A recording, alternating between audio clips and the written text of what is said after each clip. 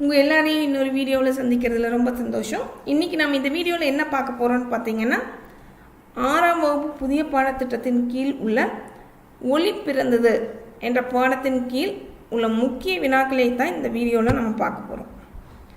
வாங்க வீடியோக்குள்ளே போகலாம்.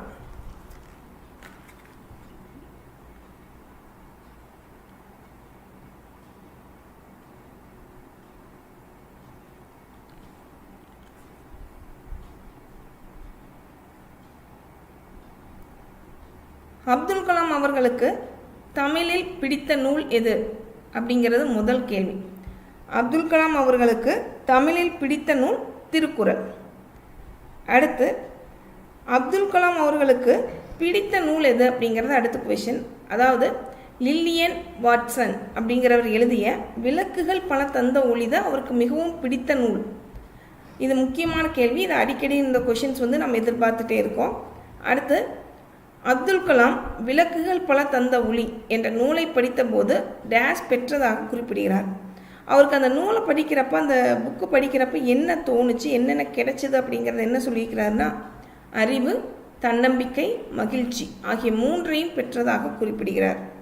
அடுத்து, அப்துல் கலாம் அவர்களின் வாழ்க்கைக்கு வலு சேர்த்த திருக்குறள். இப்போ அவருடைய வாழ்க்கைக்கு வலு சேர்த்த குறள் அப்படின்னு பார்க்கும்போது என்ன குறள்னா, அறிவு அற்றம் காக்கும் கருவி, செருவார்க்கும் உள்ளளிக்கல் ஆகா அரண். இந்த குறள் தான் அவருடைய வாழ்க்கைக்கு வலு சேர்த்த திருக்குறள் என்று அவர் குறிப்பிடுகின்றார்.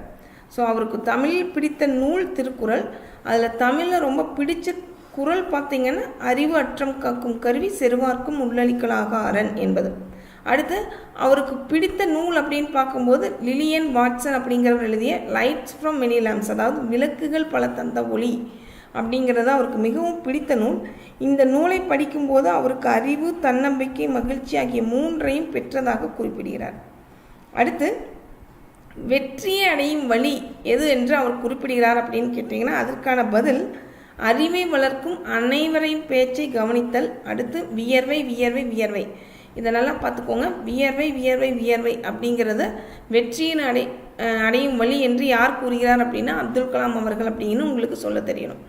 ஸோ இது ஞாபகம் வச்சுக்கோங்க. அடுத்து, அறிவியலின் அடிப்படை டேஸ் என அப்துல் கலாம் அவர்கள் கூறுகிறார். இப்போ அறிவியலோட அடிப்படை என்ன அப்படின்னு பார்த்தீங்கன்னா, அந்த கேள்வி கேட்கின்ற மனப்பான்மை தான். அந்த கேள்வி கேட்கின்ற மனப்பான்மையினால் தான் அறிவு என்பது வாழ்ந்தது, வளர்ந்தது, இன்னும் வளரக்கூடியது என்கிற மாதிரி அவர் அதில் குறிப்பிட்டிருப்பார். ஸோ அறிவியலின் அடிப்படை கேள்வி கேட்கின்ற மனப்பான்மை என்று அவர் கூறுகிறார். ஸோ இந்த யூனிட்டில் இருக்கிற, அதாவது இந்த லெசன்ஸில் இருக்கிற எல்லா கொஷின்ஸையும் நம்ம சம்மரைஸ் பண்ணி உங்களுக்கு இந்த வீடியோவில் கொடுத்துட்டோம். நீங்கள் இந்த கொஷின்ஸை ரிவைஸ் பண்ணிங்கன்னாவே போதும். இந்த லெசன்ஸ்லேருந்து வர எந்த மாதிரியான வினாக்களுக்கும் உங்களால் பதிலளிக்க முடியதாக இருக்கும். மீண்டும் இன்னொரு வீடியோவில் உங்கள் அனைவரையும் சந்திக்கிறோம். நன்றி, வணக்கம்.